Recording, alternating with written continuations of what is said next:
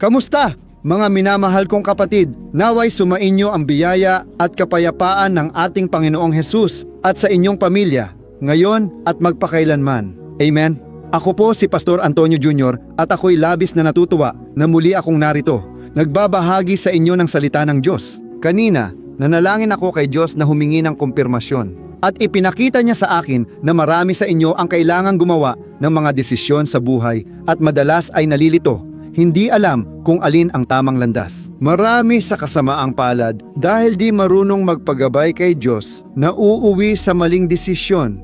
Mga kapatid, ang mga desisyong ito ay nagdudulot ng masama at mapait na kahihinatnan at may ilan pang tumatagal habang buhay.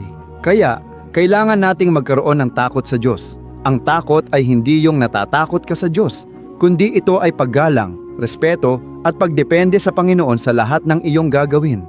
Sinasabi sa Biblia sa mga Kawikaan, Kabanata 3, Talata 5, na kung tayo ay magtitiwala sa Panginoon ng buong puso at kikilalanin siya sa bawat landas na ating tinatahak, itutuwid niya ang ating mga daraanan. Mga kapatid, naaalala ko nung ibinigay ko ang buhay ko kay Jesus. Magulo talaga ako noon. Lahat ay hindi maganda ang nangyayari. Wala nang mas lalala pa kung tutuusin, pero nagpasya akong sumunod sa Diyos. Nagpasya akong matuto sa Panginoon kung paano ang tama. Dahil dati wala akong gabay. Pero ngayon, meron na akong salita ng Diyos at nasa akin na ang Espiritu Santo sa loob ko.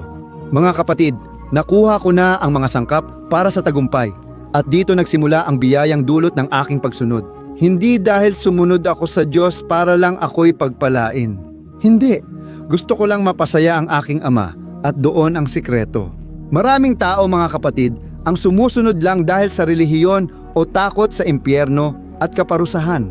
Hindi iyon ang pangunahing layunin dahil maaari itong magdulot ng pagkapagod, kalungkutan at kawalan at hindi nito mapupuno ang ating buhay. Pero kapag may malapit kang ugnayan sa Diyos, doon nagkakaroon ng malaking pagkakaiba. Kapag gusto mong pasayahin ang puso ng iyong Ama, ang iyong Amang nasa langit, doon nangangako ang Diyos na gagawin niya ang isang bagay para sa iyo. Ipagkakaloob niya ang mga nais ng iyong puso. Ano ang gusto mo sa buhay mo? Magkaroon ng pinagpalang pag-aasawa, mabungang ministeryo, at kasaganaan sa pananalapi. Mga kapatid, kayang gawin ng Diyos higit pa sa hinihiling o iniisip natin, ayon sa kanyang kapangyarihang kumikilos sa atin. Iyan ang pangako ng Biblia, at ang pangakong ibibigay ng Diyos ang hangarin ng iyong puso ay hindi mula sa akin. Hindi ako ang nag-iimbento nito. Nakasulat ito sa Awit 37, Talata 4. Ganito ang sabi, ipagkatuwa mo ang iyong sarili sa Panginoon at ibibigay niya ang mga hangarin ng iyong puso. Amen? Kaya, sigurado akong ang mensaheng ito ay hahaplos sa iyo at magbibigay ng bagong liwanag. At nandito na rin ako kasama ang langis ng pagpapahid. Nais kong pagpalain ka at gawin ng Diyos ang kanyang gawain. Kaya manatili ka sa akin hanggang dulo. Ayos ba? Kung natamaan ka ng mensaheng ito, ibahagi mo rin. Mga kapatid, sabay tayong makagawa ng higit pa. Kung naniniwala kang ang kampanya ng panalangin na ito ay mula sa Diyos, pakishare ito dahil maaaring gamitin ka niya para mailigtas ang ibang buhay. Narinig ko ang maraming patotoo mula sa mga taong nagsimulang makinig sa panalangin sa umaga at gabi dahil may nagbahagi nito sa kanila. At gusto ka ring gamitin ng Diyos. Amen? Luwalhati sa Diyos Pakisubscribe ka lang sa channel ko. I-click mo lang ang mag-subscribe button sa ibaba. May lalabas na kampanilya sa tabi. I-activate ito at piliin ang lahat. Para hindi ka mahuli sa mga susunod kong video, huwag kalimutang i-click ang like. Nakakatulong ito sa YouTube na maintindihan na mahalaga ang content at ipapadala ito sa mas maraming tao. Papuri sa Diyos. Mga kapatid, basahin natin ang Awit 25 na isinulat ni Haring David. Tingnan ninyo ang sinabi niya mula talata 12 hanggang 15. Sino ang taong may takot sa Panginoon? Siya ay tuturuan niya sa daang dapat niyang lakaran. Mamumuhay siya sa kasaganaan at mamanahin ng kanyang mga lahi ang lupa. Ipinagkakatiwala ng Panginoon ang kanyang mga lihim sa mga may takot sa kanya at ipinapaalam niya sa kanila ang kanyang tipan. Ang aking mga mata ay laging nakatuon sa Panginoon, sapagkat siya lamang ang makakapagligtas sa akin mula sa bitag. Amen, mga kapatid. Narito ang sikreto ni David. Bakit napakatagumpay ni David? Bakit napakaraming biyaya, napakaraming himala, napakaraming pabor mula sa Diyos? Dahil may takot siya sa Panginoon, namumuhay siya sa presensya ng Diyos. At sinabi niya, tingnan mo, ang aking mga mata ay laging nakatuon sa Panginoon dahil siya lamang ang nag-aalis ng aking mga paa sa bitag. Mga kapatid, walang sino man sa mundong ito ang makakaligtas sa atin tulad ng ating Diyos. Hindi ko alam kung ikaw ay nasangkot sa bitag o nahulog sa hukay. Si Jesus mismo ang nagsabi na siya ang mabuting pastol na ibinibigay ang kanyang buhay para sa kanyang mga tupa. At kapag napansin niya na may isang munting tupa na naligaw, nahulog sa hukay, lumihis ng landas o nadikit sa kasalanan, iiwan niya ang 99 at hahanapin ang nag-iisang tupa na iyon. Baka isa ka sa kanila, lumayo ka, naligaw ka ng landas, hinahanap ka ni Jesus. Mahal ka niya at ipinakita niya ito. Gusto rin niyang minsang baguhin at tuluyang ayusin ang iyong buhay. Mga kapatid, may mga matagal nang nagsisimba at nakakakilala sa salita ng Diyos pero hindi pa rin nagbabago. Bakit? Dahil marahil ito ang kulang. Ituon ang iyong mga mata sa Diyos. Igalang ang kanyang salita, sumunod sa Panginoon. Amen? Sabi rito, tingnan mo, ano ang mangyayari sa taong may takot sa Panginoon? Makakaranas siya ng dalawang bagay. Una, kasaganaan at pag-unlad sa buhay. Lalabas siya sa lugar ng pagkabagot, espiritual na lamig, pagkatalo at kahirapan. Magbibigay ang Diyos ng napakalaking kasaganaan sa buhay ng taong ito sa lahat ng aspeto. Hindi lang pera ang tinutukoy ko kundi pati malulusog na relasyon at pinagpalang kasal. Ang tinutukoy ko dito ay mga taong tunay na masaya. Kahit kaunti lang ang meron sila, may kapayapaan sila sa kanilang puso. Alam kong may nakikinig sa akin dito. Wala silang pera at ari-arian, pero taglay nila ang pinakamahalaga, ang presensya ng Espiritu Santo. Sila ay mga taong masaya, mga taong marunong makisama sa iba, may tunay na pamilya, isang pamilyang nagkakaisa. Amen? Iyan ang mahalaga mga kapatid. Kaya sinasabi dito, tingnan, ang taong ito ay mamumuhay sa kasaganaan. Ang kanyang mga magiging anak ay magmamana ng lupa. Ibig sabihin, magmamana ng mga pangakong mula sa Diyos. At ipapahayag ng Diyos ang kanyang mga lihim. Ito ang pangalawang biyaya. Ang una ay kasaganaan. Ang pangalawa ay pagiging malapit. Mga kapatid, ang taong may takot sa Diyos ay malapit sa Panginoon. Alam niya ang mga plano ng Diyos. Alam niya kung nalulugod sa kanya ang Diyos o hindi. At dito sinabi niya, tingnan mo, ang taong ito ay makikilala ang tipan, ang pangakong ibinigay ng Diyos para sa kanya. Kaya ito ang dalangin ko para sa iyong buhay. Kailangan mong magkaroon ng takot sa Diyos. At dito sinasabi niya, tingnan mo, tuturuan ng Diyos ang taong ito sa tamang landas na dapat niyang tahakin. Ibig sabihin, hindi gagawin ng Diyos ang desisyon para sa iyo. Kailangan mong magdesisyon, kailangan mong pumili. Pero tuturuan ka ng Diyos. Madalas gamit ang ibang tao, madalas din na direkta kang kinakausap. Amen? Hindi ka pababayaan ng Diyos na magkamali ng pagpili. Pero mga kapatid, napansin ko ang isang bagay. Halos lahat ng Kristiyano, lahat ng lalaki at babae ng Diyos. Sa isang punto, nalilihis sila sa tamang landas. Napakahirap manatiling tapat hanggang sa dulo. Dumarating ang isang yugto sa buhay mo na minsan, ang puso mo ay nalilihis o nanlalamig. O kaya naman, minsan, hindi ka na ganoon ka mapagmahal sa mga tao. Hindi ka na ganoon ka maunawain. Tayo ay nagkakamali mga kapatid. Nandito ako hindi para sabihin na tayo ay perpekto, na lahat ay magiging diretso lang, na magiging perpekto ang lahat, hindi ganoon. Minsan ganito ang buhay Kristiyano, parang magulo, di ba?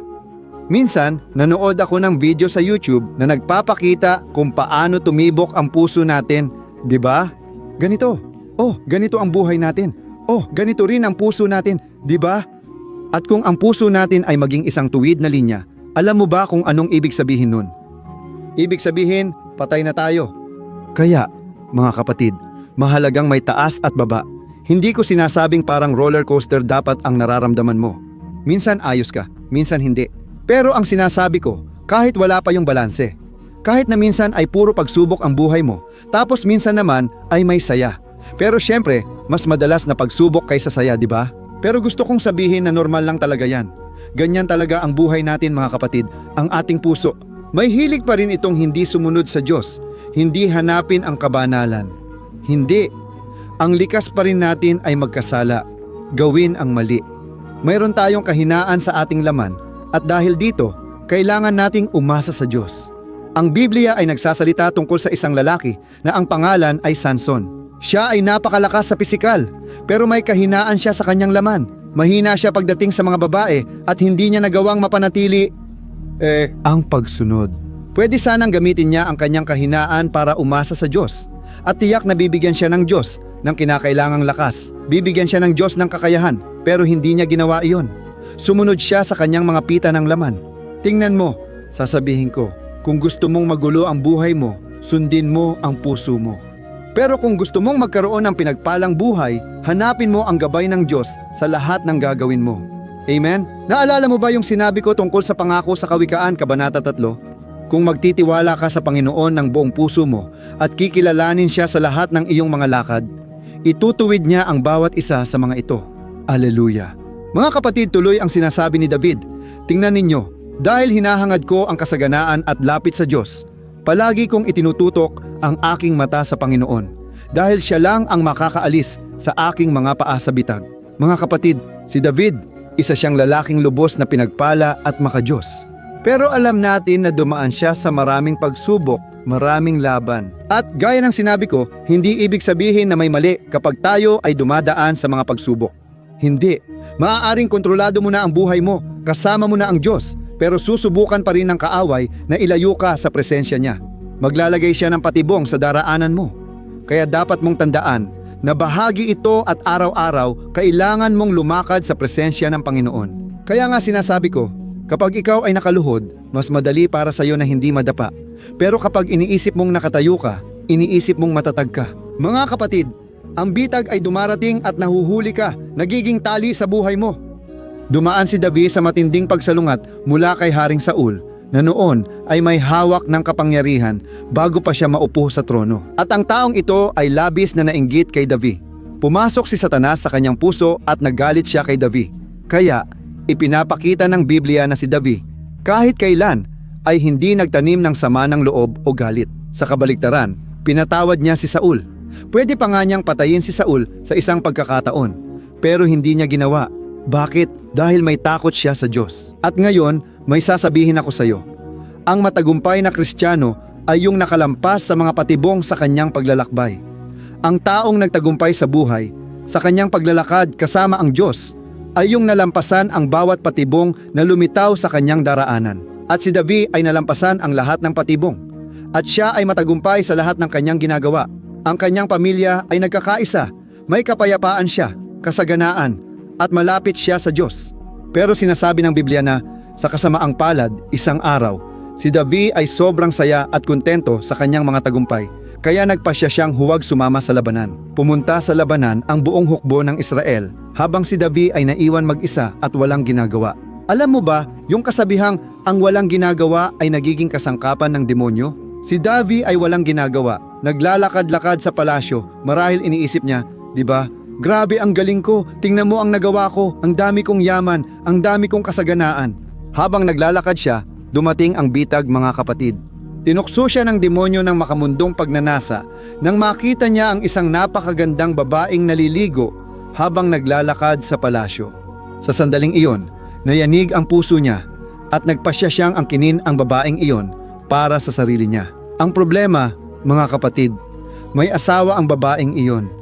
Inihanda niya ang lahat para maipadala sa unahan ng labanan ang asawa ng babae na tapat sa hukbo upang mamatay. Pagkamatay ng lalaking iyon, kinuha ni David ang babae at sumiping siya rito. Mga kapatid, mula noon, nagbago na ang buhay ni David. Nagkaroon ng alitan sa kanilang bahay at namatay din ang anak ng babaeng iyon.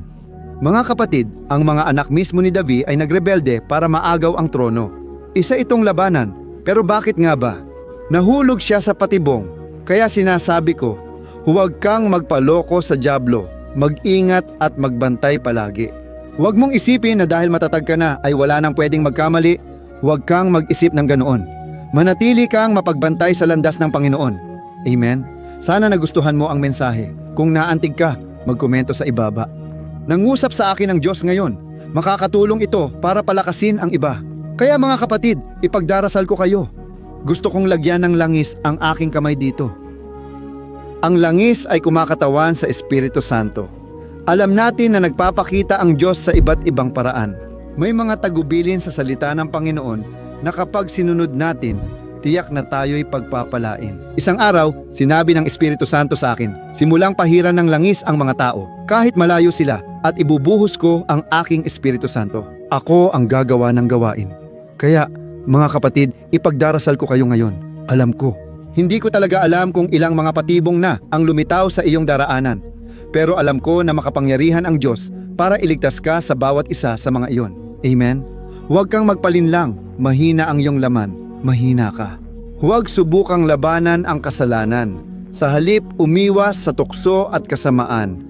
At bibigyan ka ng Diyos ng kasaganaan at malapit na ugnayan sa Kanya. Amen? Luwalhati sa Diyos, ipagdasal kita, manatili ka hanggang dulo at ibahagi ang panalangin. Magdasal tayo mga kapatid. Alleluia. Panginoon Diyos ko at Ama, lumalapit ako sa iyong presensya upang purihin ka para sa panibagong salitang inilagay mo sa aking puso. Nais kitang purihin dahil ikaw ay mabuti. Ang iyong mga awa ay walang hanggan at laging bago tuwing umaga. O Diyos, kung wala ang iyong awa, hindi kami narito dahil kami ay nagkakamali at makasalanan. Alam ko na maraming tao ngayon ang nahipo dahil sa ilang bahagi ng kanilang paglalakbay. Sila ay lumayo, sila ay naligaw. O aking Diyos, tulad ng ginagawa mo na hinahanap at inililigtas ang nag-iisang tupang naligaw na lumabas sa kulungan, Jesus, ibalik mo ang tupang ito na naligaw ngayon. Ibalik mo ngayon. Ama, nagsisisi kami sa aming mga kasalanan. Humihingi kami ng tawad sa iyo sa aming mga pagkukulang. Patawad, Panginoon, dahil madalas ang aming puso ay nagnanais ng kasalanan. O Panginoon, ayaw naming maging katulad ni Samson na sumuko sa pita ng laman, nasangkot sa mga babaeng bayaran, at sa huli ay nawala ang kanyang lakas, nawala ang iyong kapangyarihan, ang iyong presensya. Ayaw naming, Ama ko, maranasan ang mga bunga ng maling mga desisyon. Ama, huwag mong hayaang manaig ang kasalanan sa aming puso at isipan, kundi linisin mo po kami araw-araw. Pabanaling kami, Panginoon. Iligtas mo kami sa masama, huwag mo kaming hayaang mahulog sa tukso, huwag mo kaming hayaang mahulog sa mga bitag ni Satanas. Nais naming lumakad sa tuwid na landas. Naniniwala akong inilagay ng Panginoon ang video na ito para sa mga taong nalululong sa kasalanan. Ang kasalanan ay kumakatok na sa pintuan, pero ngayon ay kinakausap ng Panginoon ang taong iyon. Anak, binibigyan kita ng kapangyarihang pumili. Piliin mo ang buhay para umunlad ka at mapalapit sa akin. O Diyos ko, Ama ko, salamat sa iyong kabutihan, awa, at sa lagi mong pakikipag-usap sa amin. Sa pamamagitan ng mga propeta, salita, at ng iyong anak na si Jesus. Panginoon, Diyos ko at Ama ko, hinihiling ko sa iyo, iligtas mo kami sa kasamaan ngayon. Ibigay mo sa amin ang kaligtasan na ikaw lamang ang makapagbibigay. Walang sino mang tao sa mundong ito ang makakaligtas sa amin tulad mo. Diyos ko, iligtas mo talaga kami mula sa mga kukunang kaaway at bigyan mo kami ng lakas na kailangan para tumanggi sa kasalanan. Para putulin ang mga relasyong di galing sa iyo, talikuran ang maling kita at lahat ng di mo kinalulugdan, bigyan mo kami ng lakas, Panginoon. Simula ngayon, ako'y nananalangin, Ama. Sa mga sandaling ito, iniunat ko ang aking mga kamay para sa lahat ng taong may sakit, may karamdaman, at nangangailangan ng pisikal at emosyonal na kagalingan. Sa ngalan ni Jesus, hinihiling ko sa iyo, aking Ama, pagalingin mo ng lubusan ang taong ito, mula ulo hanggang talampakan. Jesus, gumawa ka ng kamangha-manghang gawain dito ngayon. Dalhin mo, Panginoon, ang ganap na kagalingan na maramdaman ng taong ito ang pagiging bago. Pinalalayas ko ngayon ang lahat ng kasamaan at karamdaman sa kapangyarihan ng pangalan ni Jesus. Panginoon, Diyos ko, balutin mo siya ng iyong pagpapahid. Ang pagpapahid ng Espiritu Santo ay ibinubuhos ngayon sa bawat lalaki at bawat babae. At nawa ang pagpapahid na ito ay magwasak ng lahat ng pamatok ni Satanas, lahat ng bagay na hindi galing sa Diyos, lahat ng kalungkutan sa kaluluwa, lahat ng depresyon, bumagsak nawa sa lupa sa pangalan ni Jesus. Tingnan mo, ikaw na pakiramdam mo'y pinakapangit, pinakamahina, at pinakawalang kakayahan. Sinasabi ko sa iyo, ikaw ay mahal ng Panginoon. Tumayo ka kung nasaan ka man, gumawa ka ng hakbang ng pananampalataya, at pararangalan ka ng Diyos sa ngalan ni Jesus. Ama, Selyuhan mo ang panalangin. Ilagay mo sa harap ng iyong mga anak ang mga pintuang bukas na di kayang isara ng tao. Pagpalain mo, Diyos ko, ang bawat isa sa aming mga landas at iniaalay namin sa iyo ang aming buhay. Sa ngalan ni Jesus, ako'y nananalangin at nagpapasalamat na sa iyo. Amen! Luwalhati sa Diyos, Alleluia!